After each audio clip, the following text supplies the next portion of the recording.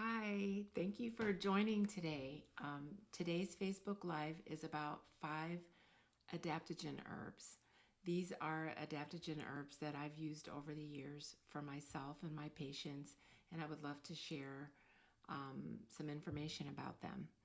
Now, the reason I care about it so much is because for myself, as well as patients, family, and friends, I know that we all go through times when we might feel like we've pushed ourselves a little bit too far, or maybe we've gone through a time with prolonged illness or just a really stressful life situation, whether it's with caregiving or maybe we've had to move several times or just any number of things. So they're amazing to me because they can help us actually to restore the balance within our bodies and minds after these prolonged situations where we can get so out of sorts, exhausted, anxious, run down. These adaptogens are a wonderful part of the way back to feeling balanced and feeling healthy. Now, what are adaptogens? Adaptogens are not just herbs, there's actually adaptogens from the plant kingdom, so the adaptogen herbs, but there are also adaptogens in the fungi kingdom, the mushroom kingdom. So we're not really talking about medicinal mushrooms today, although I'm sure you've heard of them. But those are also very powerful adaptogens. So today, before I go further, I'll introduce myself. My name is Dr. Philippa, and I've been a holistic physician for a long time. I'm also an Ayurveda practitioner, and I have other holistic modalities. And my focus right now is on helping people recover from trauma or really gaining more insight into their intergenerational trauma to really go deeper and find the gifts in it and find our way to feeling joyful and resilient and purposeful in our lives. So that is one reason I would really like to share these adaptogen herbs, because I feel they are a really valuable part of our road back to health. So the 5 adaptogen herbs that we'll talk about today are ashwagandha, which helps us to rebuild and restore, Brahmi, and there's actually 2 herbs under the name of Brahmi.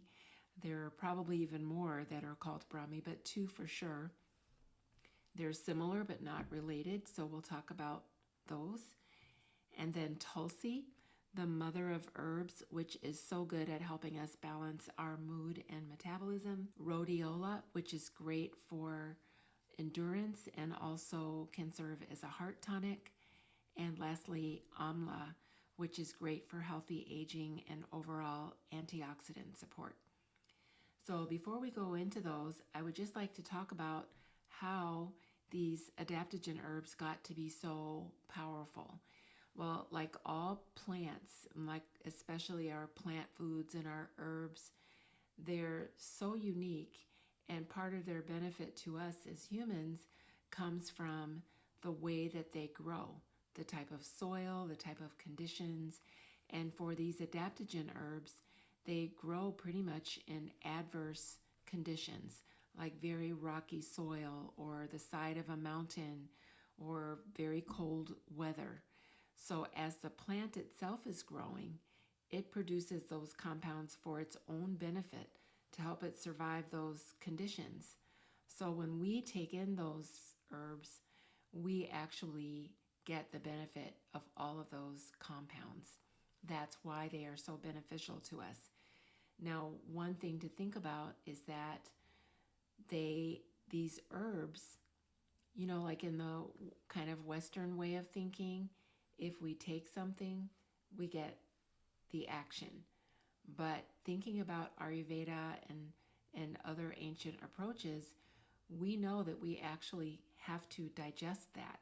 It's really the intelligence of the herb meeting the intelligence of our bodies.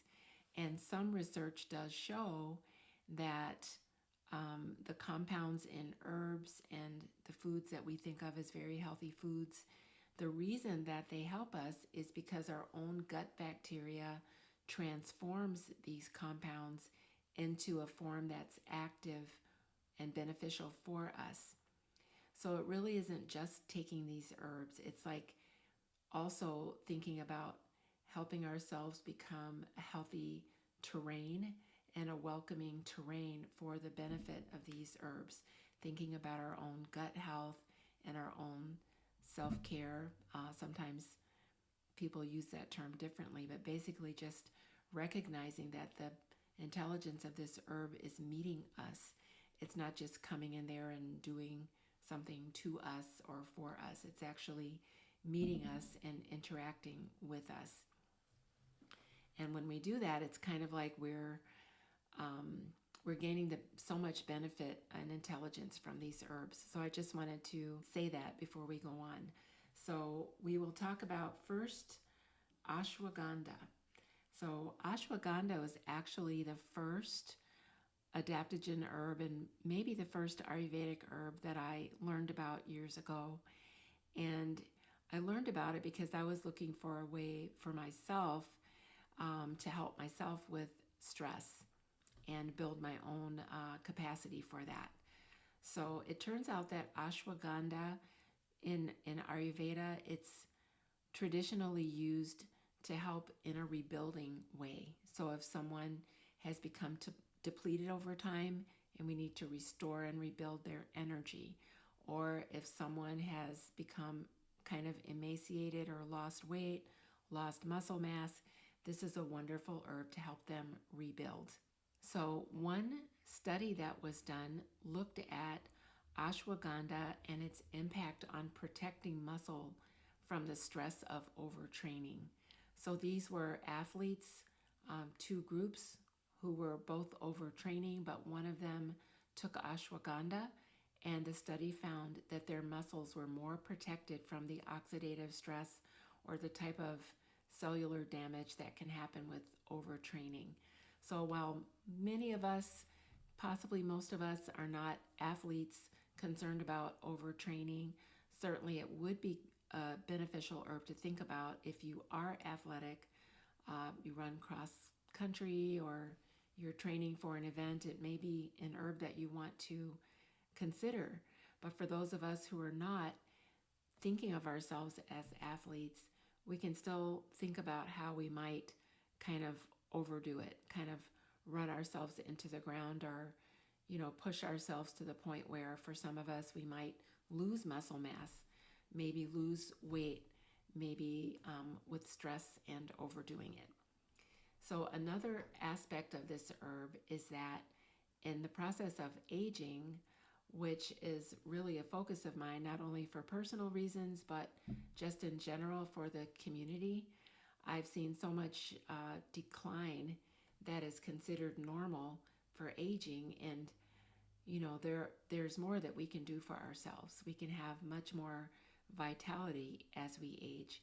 And this herb can really help with that, because one part of aging that is noticed quite often is that there's a gradual, slow reduction of muscle mass known as sarcopenia. And for some people, it's very mild and it really doesn't affect their function at all. But for other people, it seems to be very dramatic, and over a relatively short period of years, it can cause a decline in their strength, which then can cascade to a loss of mobility. And then it could lead, this loss of muscle mass could lead to a loss of independence once we lose mobility. So this is certainly not a cure-all for all of the possible reasons that there can be, but I do think that sometimes people have the feeling that they are passively waiting and wondering and hoping these things don't happen to them, but we can do things proactively, and it could be that taking an herb that helps to protect our muscles could be something of use for people with healthy aging. Now, the next herb I'd like to talk about, or really it's a duo, the two herbs known as Brahmi. So Interestingly, they are both brain restorative herbs. In terms of their qualities, they're both cooling. And this is interesting because, first of all, in Ayurveda, the language is all about qualities. There are pairs of qualities of everything in the universe. And part of healing ourselves is if we've become off balance in one direction, we can use the opposite to bring ourselves back to balance.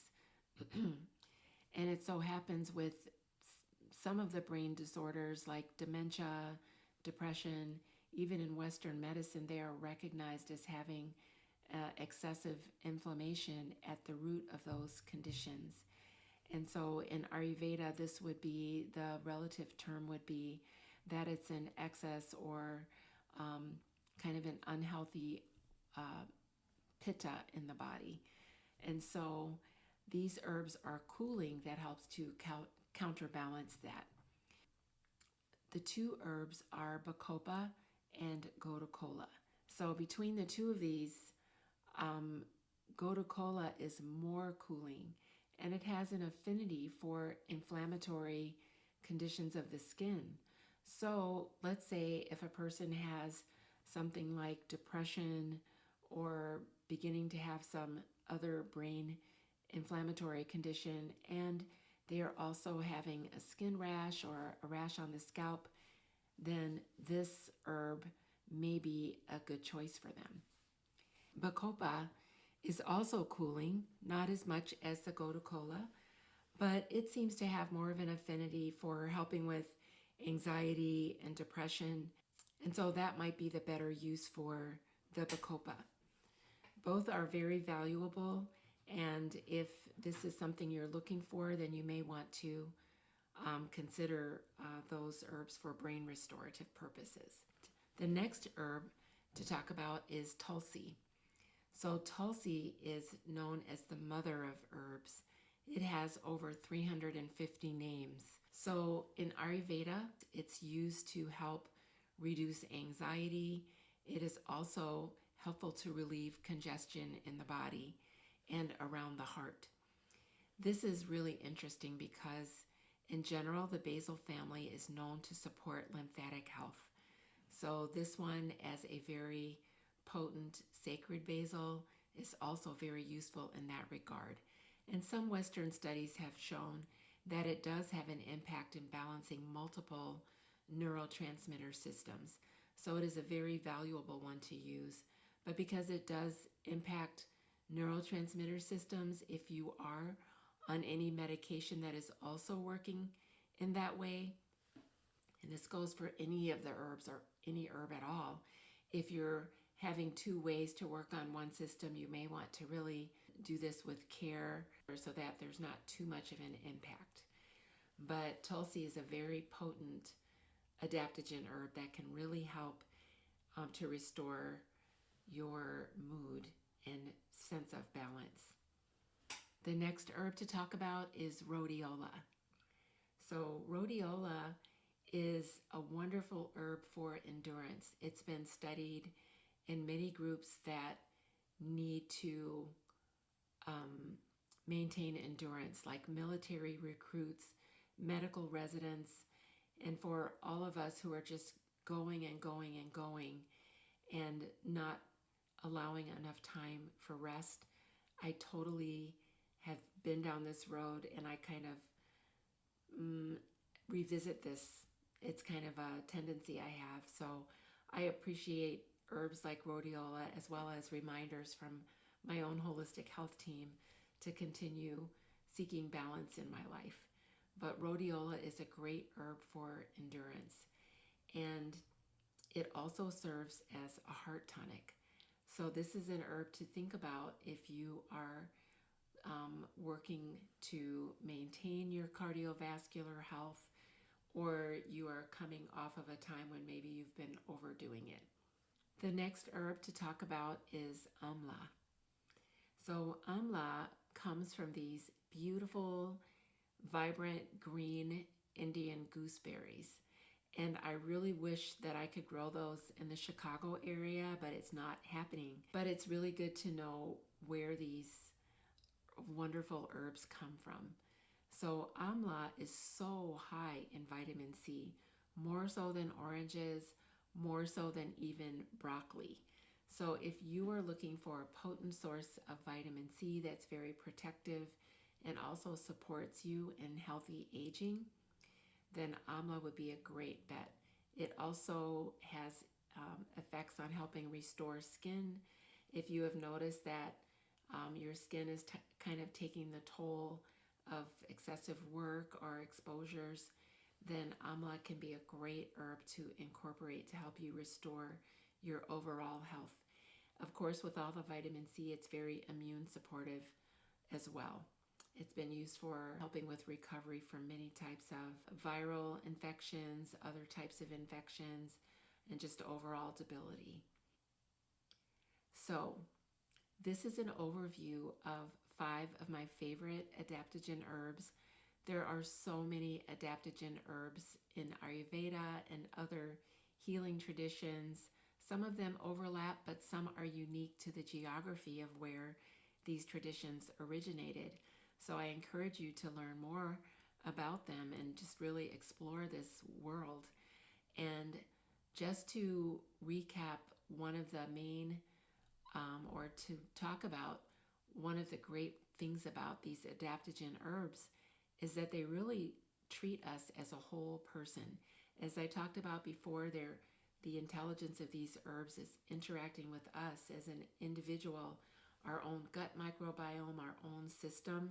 So even though all these effects are listed, you can see them in different books, it's really going to be an experience of how these herbs help to modulate or regulate whatever has happened in your own system as a result of going through these stresses, these stressful times. So some things might need to be tonified or boosted. Other things might need to be calmed or dampened. So these are herbs that don't have one specific way that they work.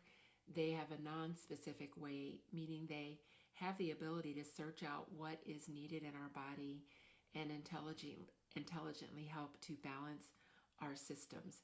So adaptogen herbs are wonderful to have in your own kitchen. Now, some ways to use these adaptogen herbs. You can always use these herbs as a powder or as capsules, sometimes as tinctures if you find them in that way. But many times in Ayurveda, they are just taken as a powder, and you would always want to take per package instructions. It may be something like a fourth of a teaspoon twice a day. It may tell you to take it before or after meals, which is important to follow because it has to do with the energetics of the herb and how it is going to be metabolized. So the package instruction will specify in terms of mealtime or time of day when this should be taken. So you can also take these herbs in ghee, and there's a couple of ways to do that. Sometimes you could just take like a fourth teaspoon of the, or whatever the dose is of the powder, mix it with a small amount of ghee, and put it in some hot water, or else take it in a spoon into your mouth, swallow it, chase it with some warm water. You can take it like that. You could also just mix it with some hot water and honey, not too hot, but some very warm water and honey to make tea. And then another way to take this herb with ghee is to buy a medicinal or herbalized ghee. And this is not just the powder blended with the ghee, it's actually cooked according to the instructions in the Ayurvedic texts of how to prepare this herbalized ghee by making a decoction, a water extract, which is then cooked down until it's very concentrated, and then that is cooked with ghee until the water is fully evaporated so that the full essence of that herb is then in the ghee, which is then taken just as a spoonful on its own. So those are some ways to take the herbs by mouth. Other ways to consider taking these herbs is on your skin, because sometimes for some people Maybe it's a child where you don't want to give them too much by mouth, or there might be a person who's debilitated or ill in a way where they cannot take too many things by mouth, or you would just like to supplement your health routine by taking these herbs through your skin. And the way that is done is in a medicinal oil. So, similar to the way that the herbs are made into a strong decoction and cooked with ghee, in terms of making the skin oils, sometimes the ghee is used, but also these herbs might be cooked with sesame oil or coconut oil or some other oil and strained out after this process is done. And these can be used in your daily practice of abhyanga, which is herbal oil self massage that's done in Ayurveda. So I will have some blog posts about that I list below, as well as some articles about ghee from my sister site, Sazi Natural Foods. And so this is basically what I wanted to share today. I want to really encourage you, first of all, encourage you in general that our bodies are so amazing. And if we can turn our attention inward, which is not easy in our world that demands so much of us, and this is how we sometimes find ourselves in a very exhausted state. But if we take some time to sit quietly and tune into our bodies, we can really learn a lot from ourselves. And if you are discovering that adaptogen herbs may be of help to you, then please do consider these 5 herbs or others that you may discover. And so to recap today, the 5 herbs we talked about were ashwagandha, which helps us to rebuild and restore; Brahmi, the 2 herbs that are brain restorative; Tulsi, the mother of herbs that helps us to balance our mood; Rhodiola, which is great for endurance and heart health; and Amla, which is great for antioxidant support. And in closing, I just want to encourage you I hope this has been very beneficial. And as you go forward, one last tip is to really think about the sourcing of the herb. Some of our best herbs, as well as plants and animals, everything, are becoming endangered because of human behavior. And these are wonderful herbs, but it's very useful to be conscious of or to seek out conscious suppliers. So with rhodiola particularly, which is endangered, seek out companies that are using the cultivated form of the herb so that we can keep it around for future generations. Well, I hope this has been of interest to you, and I truly hope it's been helpful to you. Please list any questions below. I will read through them and answer all of them. If you would like to hear about any other topics, especially as it relates to holistic healing with trauma recovery and finding our resilience, please leave your comments below. Thank you so much.